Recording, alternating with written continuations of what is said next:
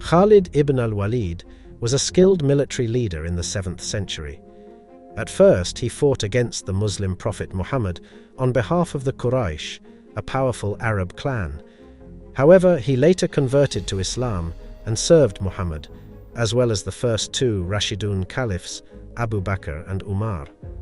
Join us as we unfold the events of his as we journey through the time capsule. Ancestry and early life. Khalid's father, al-Walid ibn al-Mughira, was a respected mediator in Mecca, a city in western Arabia. He belonged to the influential Banu Makhzum clan, which was part of the Quraysh tribe and Mecca's elite class before Islam. The Makhzum were known for their intelligence, nobility and wealth. They were credited with expanding Meccan trade to foreign lands like Yemen and Abyssinia. Khalid's grandfather, al-Mughira ibn Abdullah, played a key role in the Makhzum's prominence. Khalid's uncle, Hisham, was highly respected, and his death marked the beginning of the Quraysh calendar. Khalid himself was considered important within his clan and Mecca. Khalid's mother, al-Azma bint al-Harith ibn Hazn, also known as Lubaba al-Sugra, came from the nomadic Banu Hilal tribe. She converted to Islam around 622, and her half-sister Maimuna became one of Muhammad's wives. Through his mother's family, Khalid gained a deep understanding of the Bedouin way of life, as the Bedouins were nomadic Arab people. In simpler terms, Khalid's family background was prestigious, with his father being a respected figure in Mecca and his mother having connections to the nomadic Bedouin lifestyle. This upbringing gave Khalid a unique perspective on different aspects of Arabian society.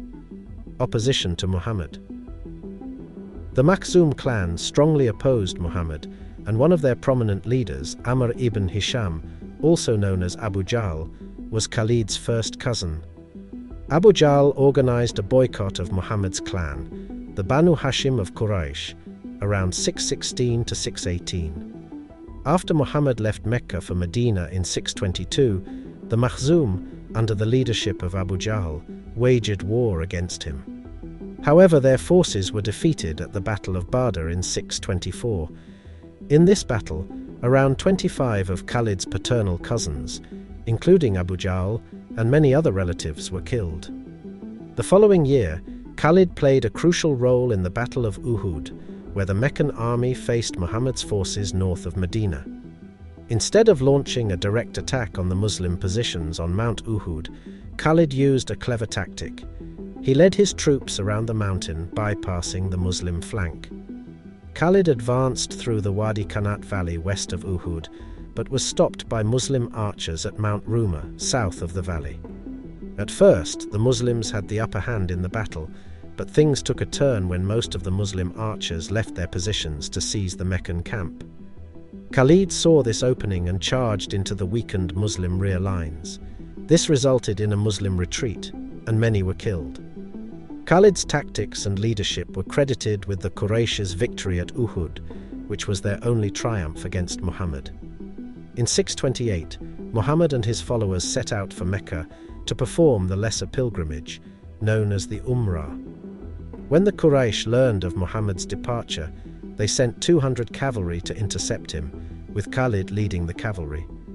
However, Muhammad decided to take an unconventional and challenging route, eventually reaching Hudaybiyah at the outskirts of Mecca.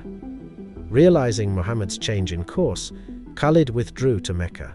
A truce was eventually reached between the Muslims and the Quraysh in the Treaty of Hudaybiyah in March. Conversion to Islam and service under Muhammad.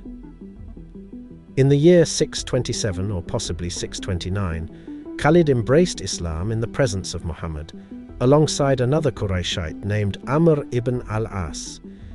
Some historians believe that the accounts suggesting Khalid and Amr converted in 629 are more reliable. It suggested that Khalid and Amr became Muslims and moved to Medina after the Treaty of Hudaybiyah, once the Quraysh dropped their demands to return new Muslim converts to Mecca. Following his conversion, Khalid began using his considerable military skills to support the emerging Muslim state.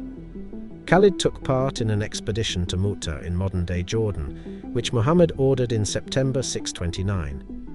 The purpose of this mission may have been to seize booty following the retreat of the Sasanian Persian army from Syria after its defeat by the Byzantine Empire. However, the Muslim detachment faced a strong Byzantine force led by Theodore, consisting mostly of Arab tribesmen. In the battle, several high-ranking Muslim commanders were killed, and Khalid assumed command. He managed a challenging withdrawal of the Muslim forces, earning him the honorary title Saif Allah, or the Sword of God, from Muhammad. In December 629, or January 630, Khalid participated in the capture of Mecca by Muhammad. This event led to the conversion of most Quraysh members to Islam. Khalid led a nomadic group known as Muhajirat al-Arab, or the Bedouin emigrants, during this engagement. He played a key role in the fighting, and 3 of his men were killed while 12 Qurayshites lost their lives. Khalid was later appointed to destroy the idol of Al-Uzza, a pre-Islamic Arabian goddess, in the Nakhla area between Mecca and Taif. He also led the Bedouin Banu Sulaim in the Muslim vanguard at the Battle of Hunain. In this battle, the Muslim forces, bolstered by the conversion of Quraysh members, defeated their rivals from Taif, the Thaqif, and their nomadic Hawazin allies. Afterward, Khalid was sent to invite the Banu Jadima to Islam, but some sources claim that he attacked the tribe unjustly. Different versions of the story exist, with some suggesting that Khalid misunderstood the tribe's acceptance of Islam, and due to this confusion, attacked them. Muhammad distanced himself from Khalid's actions but did not punish him. In 630, while Muhammad was at Tabuk, he sent Khalid to capture the oasis market town of Dumat al-Jandal. Khalid secured the town's surrender and imposed a heavy penalty on its inhabitants. He also had one of the town's chiefs, Uqaydir ibn Abd al-Malik al-Sakuni, sign a capitulation treaty with Muhammad in Medina. In June 631, Khalid was dispatched by Muhammad to invite the mixed Christian and polytheistic Balharith tribe of Najran to embrace Islam. The tribe converted, and Khalid provided them with instruction in the Quran and Islamic laws before returning to Muhammad in Medina with a delegation from the Balharith tribe. Commander in the Ridda Wars. After the passing of Muhammad in June 632, there was a dispute among Muslims regarding who should lead them. Abu Bakr, one of Muhammad's close companions, became the Caliph, the leader of the Muslim community. However, this decision was not without contention. The Ansar, the people of Medina who had welcomed Muhammad when he arrived from Mecca, wanted to choose their own leader. Meanwhile, the Muhajirun, those who had emigrated from Mecca with Muhammad, were divided. Some supported Muhammad's cousin Ali, while others, backed by new converts from the Qurayshite aristocracy, stood with Abu Bakr. With influential figures like Umar ibn al-Khattab and Abu Ubaidah ibn al-Jarrah among the Muhajirun, Abu Bakr's succession was established despite opposition. Khalid firmly supported Abu Bakr's leadership. He was known to favor Abu Bakr over Ali and expressed his trust in Abu Bakr's abilities. After Muhammad's death, many tribes in Arabia, except those around Mecca, Medina, and Taif, either stopped supporting the Muslim state or never had formal ties with Medina. Abu Bakr initiated the Ridda Wars, described in Islamic history as battles against apostates. Modern historians interpret these wars differently.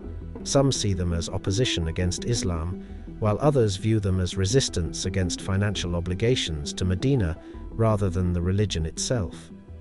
In these wars, 2 significant conflicts emerged in Najd, the Central Arabian Plateau. The Asad, Ta'i, and Ghatafan tribes rebelled under Tulayha, and the Tamim tribe, led by Sajah, also claimed prophethood. After Abu Bakr managed to handle the threat from the Ghatafan at the Battle of Du al-Qasa, he sent Khalid to deal with the rebel tribes in Najd. Khalid was the third choice for this campaign, as his predecessors had declined the task.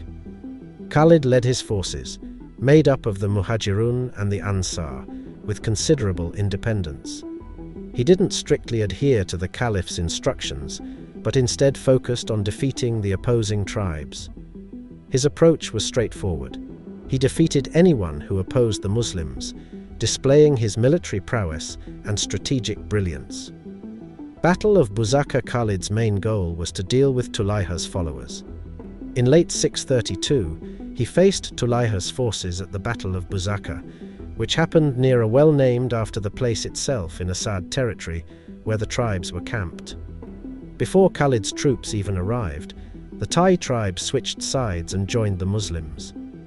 This shift happened because of mediation led by the Tai chief Adi ibn Hatim, who was appointed by Medina as a tax collector over his tribe and their traditional rivals, the Asad. In the battle, Khalid defeated the combined forces of Asad and Ghatafan. When Tulayha seemed close to losing, the Fazara section of the Ghatafan, led by their chief Uyayna ibn Hisn, abandoned the battlefield. This forced Tulayha to flee to Syria.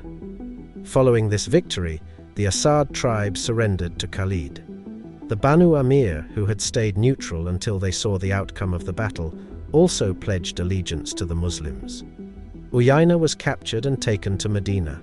With the triumph at Buzakha, the Muslims gained control over most of Najd. Execution of Malik ibn Nuwayra. Following the victory at Buzakha, Khalid moved against Malik ibn Nuwayra, a rebel leader from the Tamim tribe, based in Al-Butar, in today's Qasim region. Malik had been appointed by Muhammad to collect arms tax from his clan, the Yarbu. However, after Muhammad's death, he stopped sending the tax to Medina, prompting Abu Bakr to order his execution by Khalid. During this campaign, Khalid faced challenges within his own army. The Ansar initially hesitated to join, citing instructions from Abu Bakr not to proceed until receiving a direct order. Khalid argued that as the appointed commander, it was his prerogative.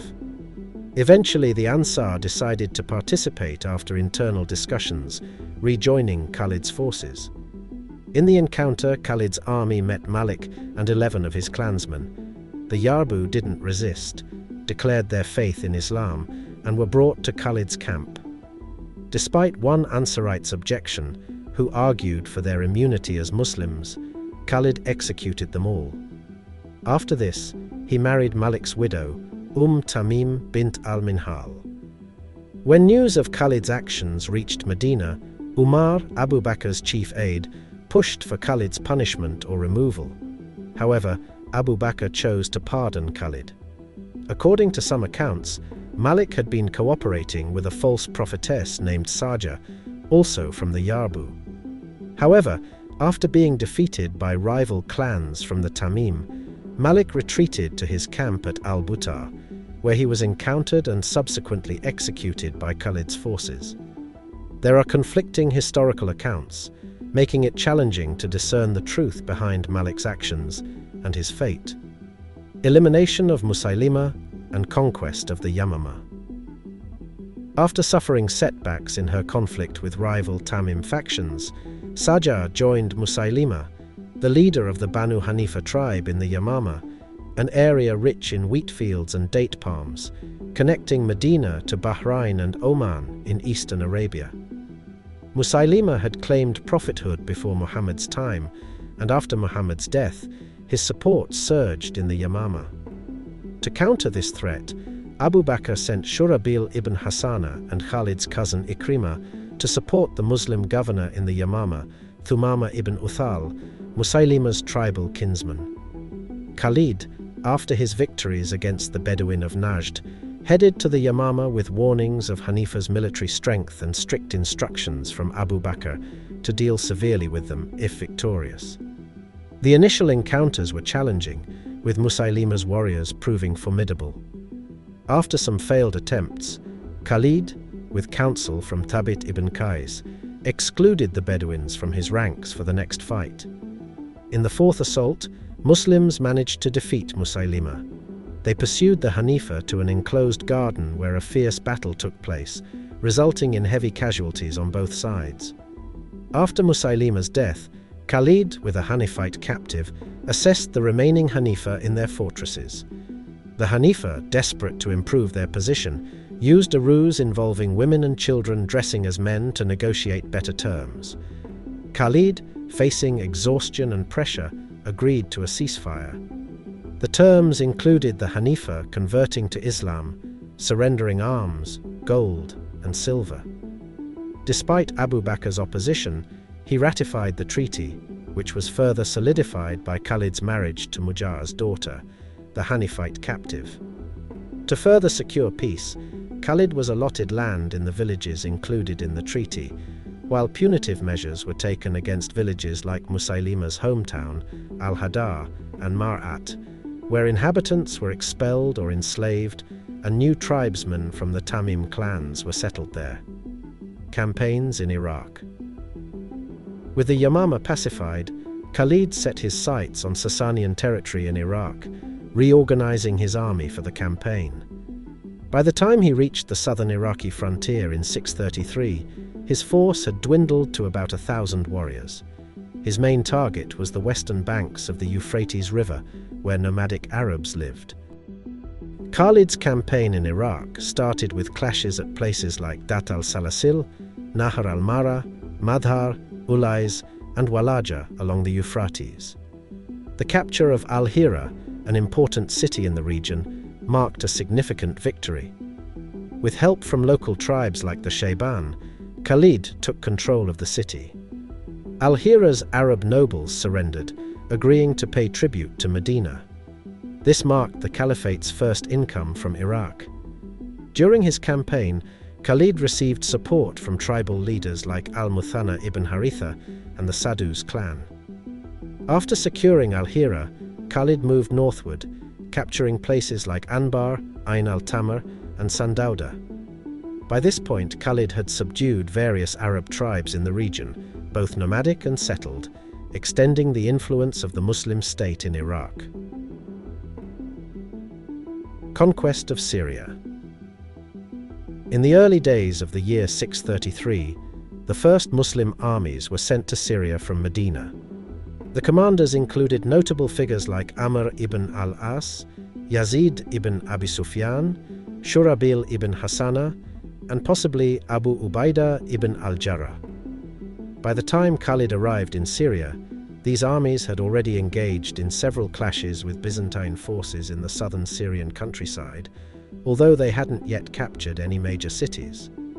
Khalid was appointed as the supreme commander of the Muslim armies in Syria, a position he earned due to his military expertise and past achievements.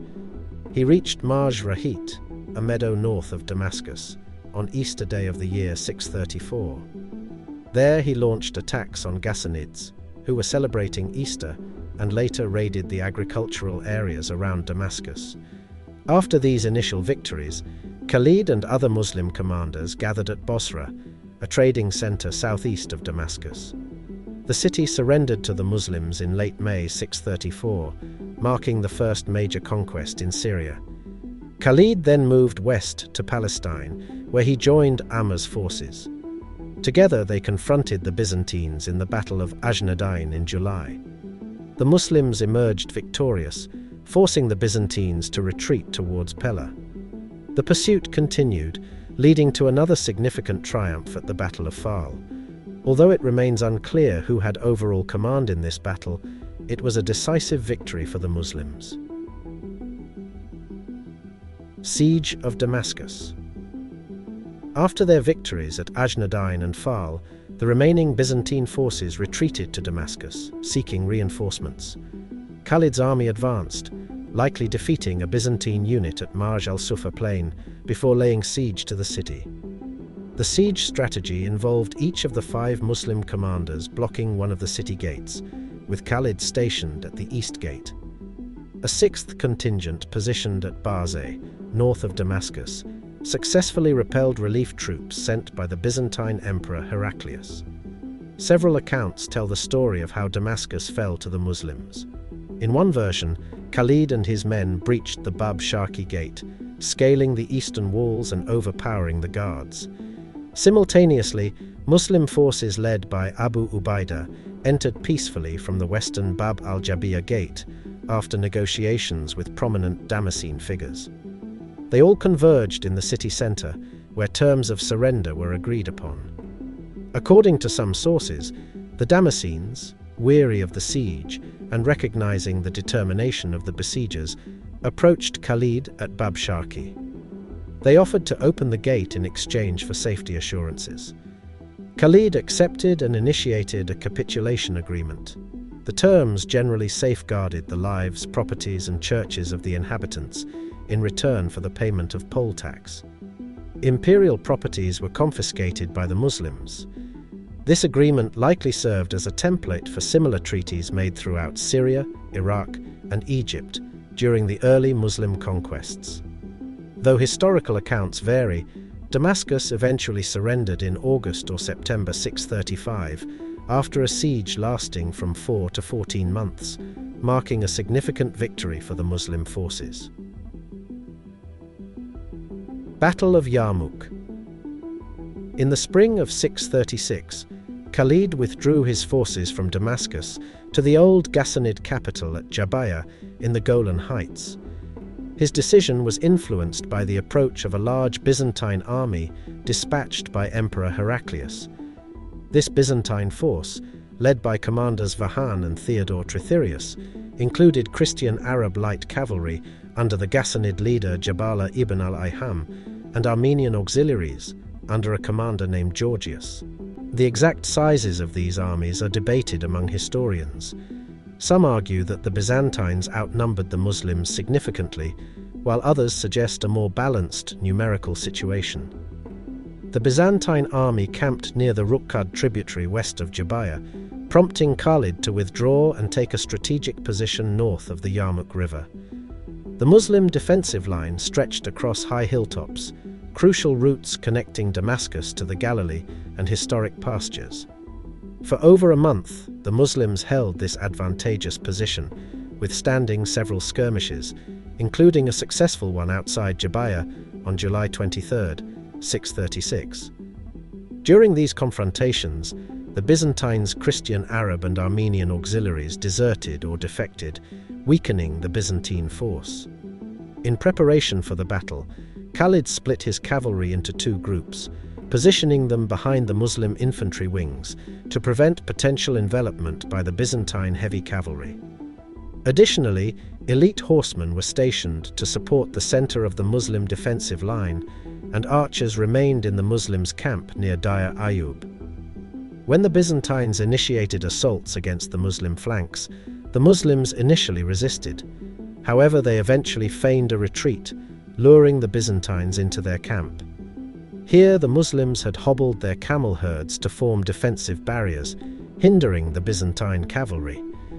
Muslim archers took advantage of this situation, disrupting the Byzantines' momentum and leaving their left flank exposed. Khalid seized this opportunity and pierced the Byzantines' left flank, intentionally leaving an opening for their escape northward, away from their infantry. The Byzantine infantry, led by Vahan, eventually mutinied, possibly due to Theodore's inability to counter the Muslim attack. The result was a chaotic retreat, and many Byzantine soldiers perished in the Yamuk's ravines during their escape attempt. The Byzantine cavalry, having withdrawn north, was pursued by the Muslims. Khalid executed a nighttime operation, capturing the Rukkad bridge, the only viable withdrawal route for the Byzantines. Subsequently, the Muslims assaulted the Byzantine camps, leading to a significant loss of Byzantine troops. The victory at the Battle of Yamuk, attributed to the cohesion and strategic brilliance of the Muslim army, marked the destruction of the last effective Byzantine force in Syria. This triumph secured earlier Muslim gains in Palestine and Transjordan and paved the way for the recapture of Damascus later that year, followed by the conquest of the Bekaa Valley and the rest of Syria. In historical assessments, the Battle of Yamuk stands as one of the pivotal moments that expanded the Islamic Caliphate's territory. Dismissal and Death. In the year 638, rumors spread about Khalid's lavish distribution of war spoils from his northern Syrian campaigns, including a significant sum given to the Kindite nobleman Al-Ash'ath ibn Qais.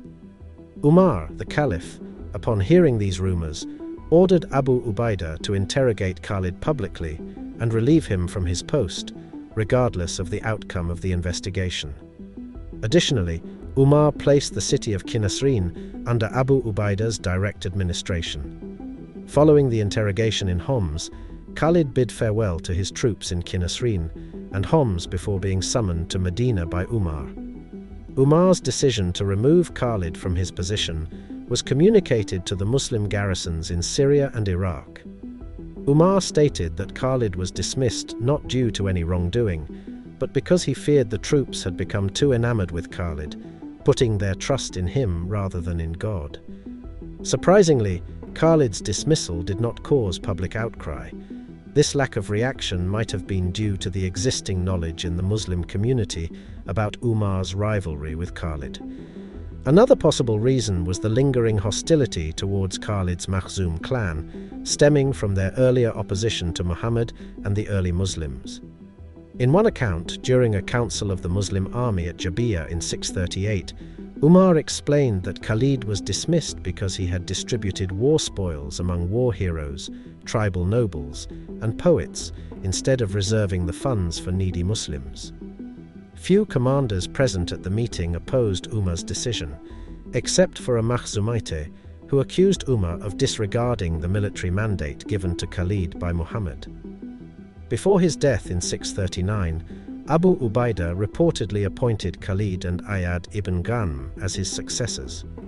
However, Umar confirmed only Ayad as the governor of the Homs Chinasrin Jazira district. He appointed Yazid ibn Abi Sufyan as the governor of the rest of Syria, covering the districts of Damascus, Jordan, and Palestine. Khalid passed away in Medina in the year 642. Legacy Khalid, according to early accounts, stands out as one of the most effective commanders of the early Islamic conquests, even after his dismissal from the supreme command. Historians like Donner regard him as a tactical genius of the early Islamic period. Karel Hillenbrand, a prominent historian, refers to him as the most famous Arab Muslim general. Humphreys also acknowledges him as perhaps the most renowned and brilliant Arab general of the Ridda Wars and the early conquests. In Kennedy's view, Khalid was undeniably a brilliant and ruthless military leader. However, his legacy is complex due to various factors. Early Islamic sources paint a mixed picture of Khalid because of his early clash with Muhammad at Uhud, his reputation for harsh actions against Arab tribes during the Ridda Wars, and the discomfort some devout early converts felt about his military fame. Despite attempts in early sources to tarnish his image, Khalid's reputation has endured as Islam's most formidable warrior during the times of Muhammad, Abu Bakr, and the conquest of Syria. Streets all over the Arab world are named after him, underscoring his enduring legacy. Sunni Muslims view him as a war hero, while many Shia Muslims consider him a war criminal, especially for his execution of Malik ibn Nuwayra and his immediate marriage to Malik's widow, which went against the traditional Islamic bereavement period. Thanks for watching the video, and if you found it informative, please like and subscribe to Time Capsule for similar content. We look forward to sharing more knowledge with you in the future. Until then, take care.